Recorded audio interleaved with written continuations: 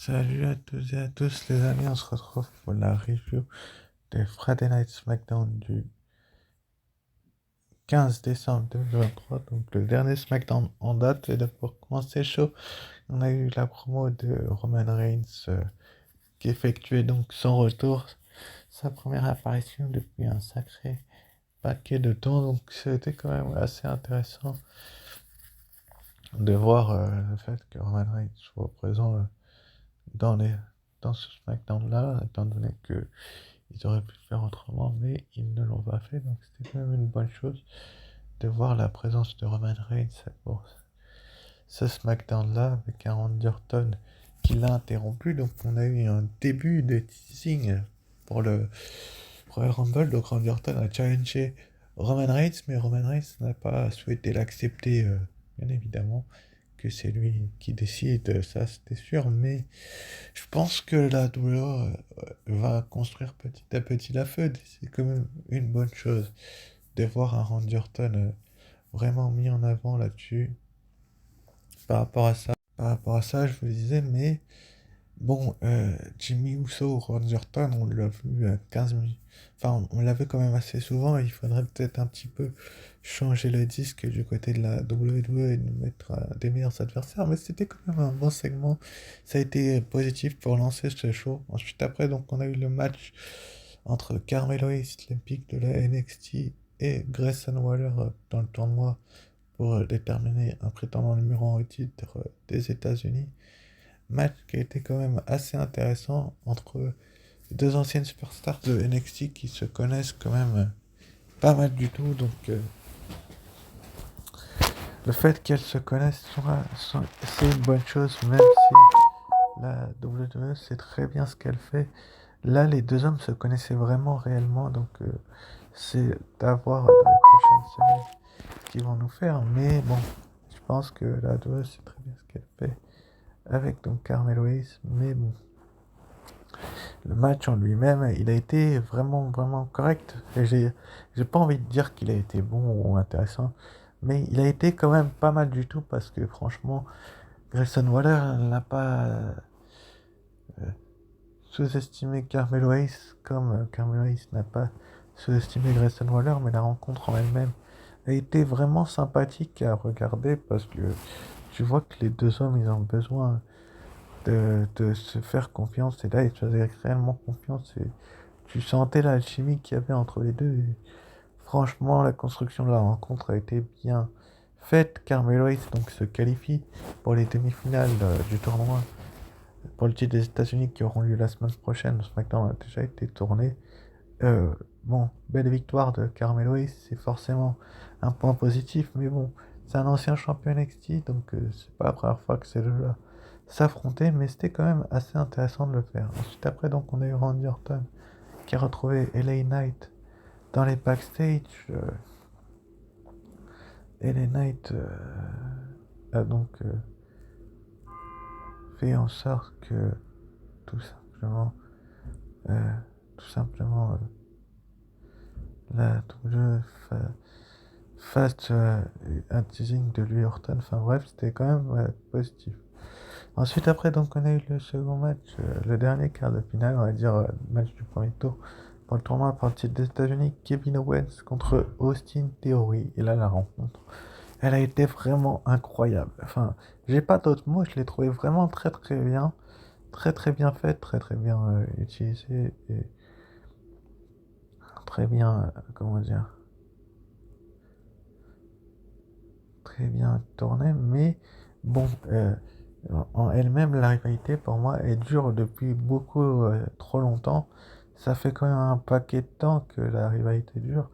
Et j'ai l'impression que la WWE force beaucoup quand même avec cette rivalité-là. Aussi, une théorie est un bon catcheur, hein, je vais pas vous mentir en vous disant qu'il est mauvais, etc., etc. Mais bon, il y a quand même des choses, des adversaires meilleurs à donner à Kevin Owens. Franchement, je pense qu'il faudrait qu'il change un petit peu d'adversaire pour Kevin Owens.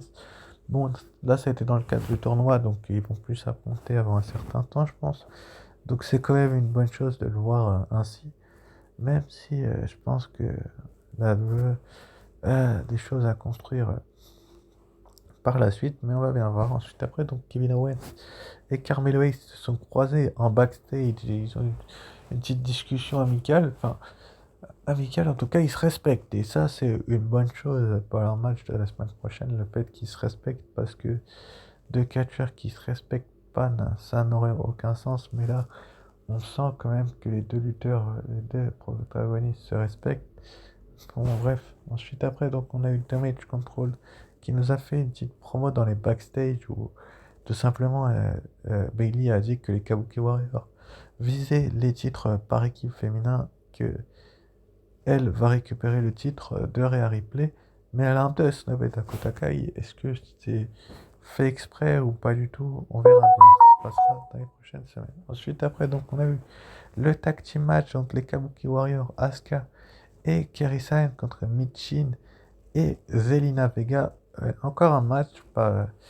La plupart des matchs ont été intéressants, mais celui-là, il a été vraiment d'une beauté. Enfin, franchement, j'ai été épaté de la faculté dont la rencontre a été, comment dire, faite, parce que franchement, c'était quand même assez intéressant d'aller voir, comment je peux expliquer ça, tourner de la sorte. Donc, c'était vraiment cool de voir cette confrontation-là entre ces deux équipes, surtout que Zelina Vega et Michin sont intervenus la semaine dernière. On empêché Asuka et Kerry d'intervenir dans la rencontre entre... non, pardon, Bailey d'intervenir dans la rencontre d'Asuka face à Charlotte. Charlotte qui est blessée pendant 9 mois, mais bon, bref. C'est quand même assez triste pour elle parce que c'est une catcheuse qui pourrait stopper Damage Control. Là, Zelina Vega et Michin quand même ont eu un petit peu de mal. Mais bon, c'est quand même une bonne chose. Elles se sont bien débrouillées, j'ai trouvé toutes les deux. Même si, bien évidemment, vous allez me dire qu'elles auraient pu mieux faire. Donc Michin va être poussé du coin par Bailey qui va donc intervenir bien évidemment dans le dos de l'arbitre. Ça fait quand même beaucoup d'interventions, je trouve, ces derniers temps de Bailey pour faire perdre les adversaires de Damage Control. Et donc Asuka va faire le relais à Kairi-San qui a porté son Insane Elbow. Donc le Insane Elbow, c'est le finisher de Kairi-San qui va lui permettre d'enchaîner avec le tombé 1, 2 et 3. Et donc ça fait une victoire pour les Kabuki Warriors. Donc Damage Control n'est que plus, encore plus meilleur qu'auparavant. Donc Bailey, Asuka, Io Sky, Kairi-San et Dakota Kai, ils sont vraiment mis en avant ces derniers temps. Et c'est quand même une bonne chose de voir un Damage Control mis en avant de la sorte. Enfin bref. Bailey dans le Rumble, c'est le plus important. Juste après, donc, on a eu Jey Uso qui a eu une petite discussion avec son frère Solo. C'est quoi? Franchement, c'était une discussion, hein, petite discussion assez intéressante, même. Bon, je la trouvais pas terrible, terrible non plus. Mais bon, je pense que Drew Rose sait très bien ce qu'elle fait avec Solo Sikoa. Enfin bref. Donc, ça nous fait mener au main event Randy Orton, Jimmy Uso. Je vous disais, ce match, pour moi, il n'avait pas tout à fait sa place dans le show. C'est pas qu'il n'a pas sa place dans le show, c'est que je trouve que ça fait trop de matchs entre les deux. C'est-à-dire que on a un coup Randy Orton, Jimmy Uso, on a un coup Randy Orton et Knight, Jimmy Uso, Solo. C'est quoi, franchement, les rencontres sont trop répétitives. Enfin, personnellement, c'est mon point de vue. Je trouve qu'elles sont trop répétitives et qui s'affrontent trop souvent. C'est le cas également avec McIntyre et Jay, pardon. Mais là, Jimmy Randy, ça fait quand même, je crois, la première fois qu'ils s'affrontent depuis le retour de Randy, je suis pas certain. Je crois que c'est la deuxième.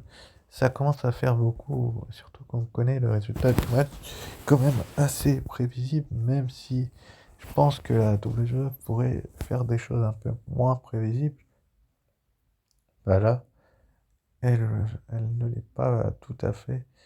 Donc, enfin, c'est pas qu'elle n'est pas tout à fait prévisible, c'est que elle est tout à fait prévisible, excusez-moi. Je disais, elle n'est pas tout à fait, elle est trop prévisible même, je dirais.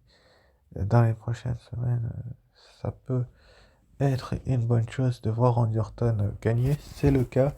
Il s'impose avec un RKO après, suite à une intervention de Knight qui a empêché Solo Sikoa de perturber Randy Orton dans la rencontre. Donc Jimmy va se prendre derrière un RKO 1, 2 et 3. Roman Reigns va donc s'en prendre à LA Knight derrière par la suite. Donc jusque-là, la Bloodline a l'avantage, même s'ils sont moins nombreux. Ils arrivent quand même des fois à avoir l'avantage. Donc finalement, ils vont l'avoir à un certain moment jusqu'au retour d'un certain AJ Styles. Donc il va arriver, phénoménal forme sur Roman Reigns. Droite sur Jimmy, sur Kicks, pardon, sur Solo Sikoa. Droite sur Jimmy Uso. Et donc la Bloodline va battre en retraite. Juste là, tout va bien. On a l'impression que AJ Styles est de retour pour le positif de la chose. Mais visiblement, bah, c'est pas tout à fait le cas. AJ Styles n'est pas vraiment de retour pour le positif de la chose, comme je viens de vous le dire. Parce que franchement, donc il y a eu cette kick. Donc ensuite, après, il va se prendre à LA Knight. Il va lui faire une close line. Franchement, on va pas trop comprendre pourquoi AJ Styles va faire une close line LA Knight en se retournant contre lui. Mais ensuite, après, il va nous expliquer dans les spoilers de la semaine prochaine qui veut le titre de Roman Reigns et que personne ne barre la route. Enfin bref, j'en parlerai plus en détail. Ensuite, donc annoncé pour la semaine prochaine, donc on aura Bobby Lashley face à Santos Escobar. Je vous rappelle que ce SmackDown a déjà été tourné et que c'est les demi-finales du tournoi. Pour trouver un aspirant au titre des États-Unis, on aura également le titre nord-américain remis en jeu. Dragon Lee, l'actuel champion, face à Butch, l'ancien membre des Brawling Woods. Est-ce que Butch peut récupérer le titre? On verra bien ce qui se passera. On aura la seconde demi-finale, donc Carmelo Hayes face à The Prize Fire, Kevin Owens. Première rencontre entre ces deux lutteurs, ces deux protagonistes, mais c'est quand même une rencontre assez intéressante. On aura également donc le match à 8 de Holiday avec 8 Women's Battle Royale, donc Zelina Vega, Michin, Bianca Belair et Shotzi d'un côté contre Io Sky, Asuka, Kiri-san et Bayley de l'autre, accompagné de Dakota Kai. Ça va être quand même une sacrée rencontre, je pense, même si bon, euh, les spoilers sont sortis, donc pour ceux qui ne veulent pas l'être, bah, ne regardez pas la vidéo. Et on aura également donc AJ Styles, donc cette nouvelle version d'AJ Styles qui est désormais heel face à Solo Sikoa, le enforceur de la Bloodline. Est-ce que Solo Sikoa a ce qu'il faut pour remporter le titre? On verra bien. On aura également Day 1 de Raw et pour SmackDown, donc New Year's Revolution, nouveau pay-per-view de enfin un show spécial de SmackDown, SmackDown New Year's Revolution le 5 janvier prochain 2024, donc le premier SmackDown 2025 et Day 1 pour Raw. Enfin bref, je vous remercie d'avoir suivi cette review des Friday Night SmackDown. Donc pour la note du show, il y a eu pas mal de points positifs ou de points neutres. Il n'y a pas eu tant de ça de négatif. Je vais mettre un 15 sur 20 parce que je pense que SmackDown peut encore s'améliorer sur ce bas. Je vous remercie d'avoir suivi cette vidéo. N'hésitez pas à liker, commenter, partager et s'abonner. Sur ce, je vous dis ciao, bye et à très vite pour une nouvelle vidéo.